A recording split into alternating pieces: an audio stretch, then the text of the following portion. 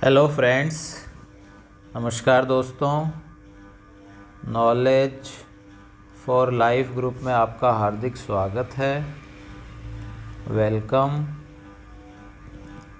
तो दोस्तों, प्रीवियस कुछ वीडियोस में हम जो वर्क है, कार्य, इस कार्य से संबंधित हम बातें कर रहे हैं जो कि वर्क से रिलेटेड है। तो कार्य में जो भी कुछ है फिजिक्स में, उस सभी को हम समझने का प्रयास करेंगे। आगे बढ़ने से पहले दोस्तों, मैं यह बताना चाहूँगा कि अभी तक यदि आपने चैनल को सब्सक्राइब नहीं किया है तो चैनल को सब्सक्राइब करें, और यदि वीडियो इन्फॉर्मेटिव लगे तो इसे लाइक और शेयर भी कर सकते हैं। साथ ही साथ यदि आपको यह चैनल अच्छा लगे तो आप ये जो चैनल है, इस चैनल को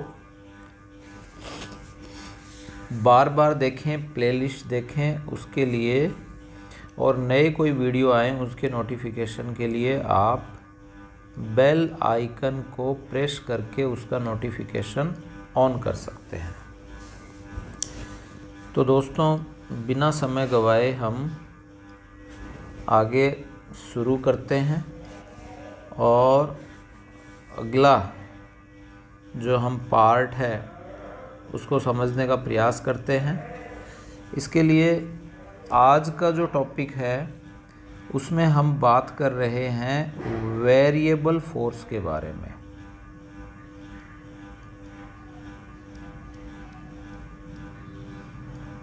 वेरिएबल फोर्स,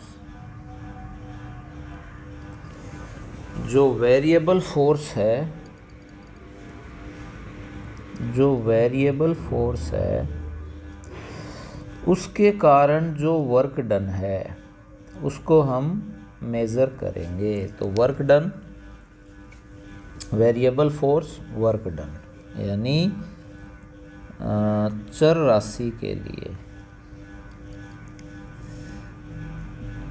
चर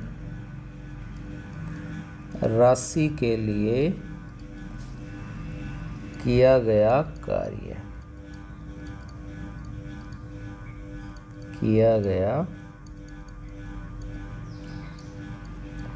किया गया कार्य।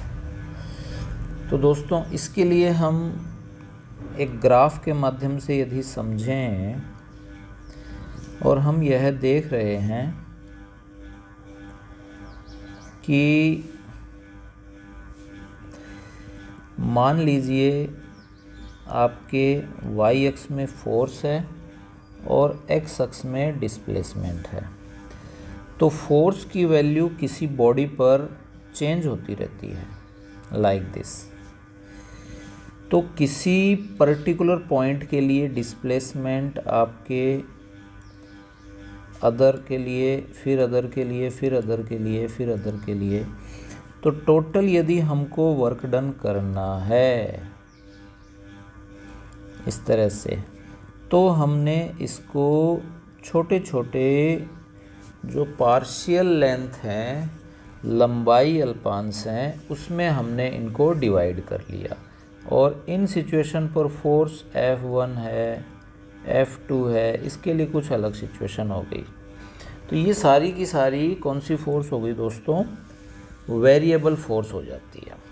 अब इस वेरिएबल फोर्स के लिए हम जब टोटल वर्क डन लेंगे तो उस टोटल वर्क डन निकालने के लिए हम एक तो सिंपल सा क्या ले लेंगे, किसी भी पार्ट का एरिया ले लेंगे। ये आप पीछे भी कर चुके हैं। न्यूटन के लिए सेकंड इक्वेशन हम लेते हैं, ठीक है? तो उसके लिए भी हम यह करते हैं। तो इसमें जैसे दोस्तों हम एरिया ले लेते हैं, तो एरिया के लिए क्या होगा, एरिया। जैसे ये हमने अभी एक पार्शियल लेंथ लिया है, तो ये फोर्स हो गया और ये आपके डिस्प्लेसमेंट हो गया। तो ये एक रेक्टेंगल हो गया। तो रेक्टेंगल का एरिया होता है लेंथ इनटू ब्रेथ। तो लेंथ हो जाएगी फोर्स और ये क्या हो जाएगी दोस्तों, डिस्प्लेसमेंट x हो गई। तो एरिया जो हम यहाँ मेज़र करेंगे, जो भी हमने यहाँ ये एक क्या ले लिया, पार्शियल लेंथ ले लेते हैं, लंबाई अल्पांश। ये हमने छोटी सी एक क्या कट कर दी, स्ट्रिप कट कर दी। तो इसका जो एरिया है वो वेरी स्मॉल, और वो किसके इक्वल हो गया, फोर्स इनटू डिस्प्लेसमेंट के, यानी फोर्स इनटू डिस्प्लेसमेंट क्या हो गया, वर्क डन हो गया।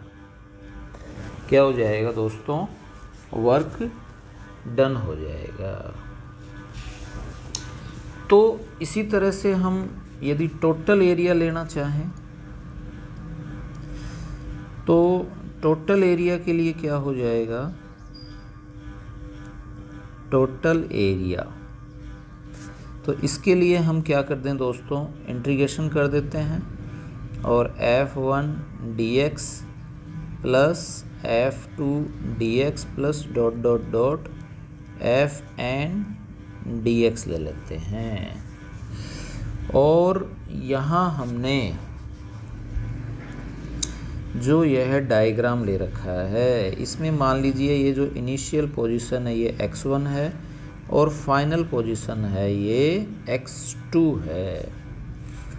तो इनिशियल और फाइनल पोजीशन के लिए हम इंटीग्रेशन की फॉर्म में ले लेते हैं, जो कि एक तरह से टोटल एरिया क्या है, वर्क डन। तो ये आ जाता है F इंटू डी एक्स, और लिमिट हो गई x1 से, लिमिट कहाँ से कहाँ तक हो गई, x1 से x2 तक हो जाती है। तो वर्क डन हो गया x1 टू x2 और लिमिट हो गई दोस्तों x1 से x2, और जो वर्क डन है वो हो गया force into displacement. Clear, work done, total work done हो गया है, टोटल वर्क डन। तो ये नोट डाउन करते जाएं साथ साथ जो भी आपको कुछ बताया जा रहा है, ठीक है। तो ये चीज़ें हमने यहाँ क्लियर कर ली है। दो फॉर्मूले आपने पीछे लिए थे और वो दोनों ही हमने अच्छे से समझ लिए हैं। प्रीवियस वीडियो में जो भी हमने न्यूमेरिकल किए थे उसका लिंक आपको डिस्क्रिप्शन में मिल जाएगा दोस्तों, तो वो आप देख सकते हो कि F यदि कांस्टेंट है तो सिंपल वर्क डन हो जाता है F इंटू एस। क्लियर। और जब फोर्स वेरिएबल है, कांस्टेंट का मतलब नियत है, ठीक है, और वेरिएबल का मतलब चर है, चर राशि के रूप में है। तो जो तो वर्क डन है वो क्या होगा, वर्क डन होगा area under fx curve, area under fx curve, यानी fx जो वक्र है उसके अंदर किया गया जो क्षेत्रफल है वो। तो फोर्स वर्क डन हो जाएगा दोस्तों, लिमिट x1 से x2 F into D x, F into D x. Clear, I think clear है ये, ठीक है। तो ये हम यहाँ समझते हैं। तो ये बातें इम्पोर्टेंट, दोनों ही पॉइंट, ये फर्स्ट पॉइंट हो गया और ये सेकंड पॉइंट हो गया। ठीक इसी प्रकार हम ये जो वेरिएबल फोर्स है इसके अकॉर्डिंग हम एक छोटा सा एग्ज़ाम्पल ले लेते हैं और उसके द्वारा हम इसको समझने का प्रयास करते हैं कि मान लीजिए जो फोर्स है वो पहले कांस्टेंट थी, ये 12 है, और फिर ये बीच में 6 है वैल्यू, और यहाँ ये दोस्तों 6 आ गया और लास्ट में ये 12 आ गया। ये डिस्प्लेसमेंट है मीटर में और ये फोर्स है दोस्तों न्यूटन में। वही आपको मेज़र करना है। फाइंड वर्क डन, यानी जो कार्य है वो आपको बताना है। तो इसके लिए क्या आएगा दोस्तों, हम एरिया मेज़र कर लेंगे। एरिया यहाँ 2 टाइप का दिखाई दे रहा है, यानी ये ओ ए बी सी डी। तो सबसे पहले तो हमने ये एक रेक्टेंगल ले लिया ए बी सी ओ, और ये हमने एक ट्रायंगल ले लिया बी सी डी, और इसका हम यहाँ एरिया मेज़र कर रहे हैं। वो जो एरिया है वो वर्क डन ही कहलाएगा।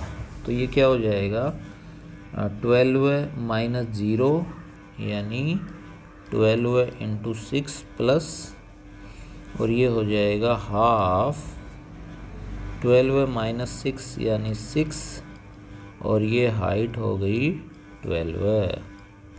तो ये आ गया दोस्तों 72 प्लस, ये इससे कट जाएगा 36 हो गया, तो ये आ गया 268108। ठीक है, यानी 108 जूल आ जाएगा, 108 जूल आ जाएगा। तो आई थिंक आपको यह समझ में आ गया होगा।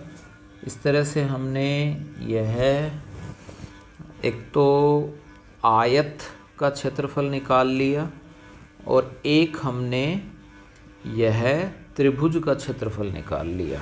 तो आयत और त्रिभुज दोनों को क्षेत्रफल को हम निकाल के, और जो एरिया आया है वो एरिया ही वर्क डन कहलाता है। ये हमने यहाँ मेज़र कर लिया।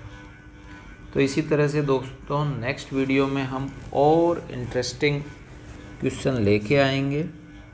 तो ये आपने अच्छे से समझ लिए हैं।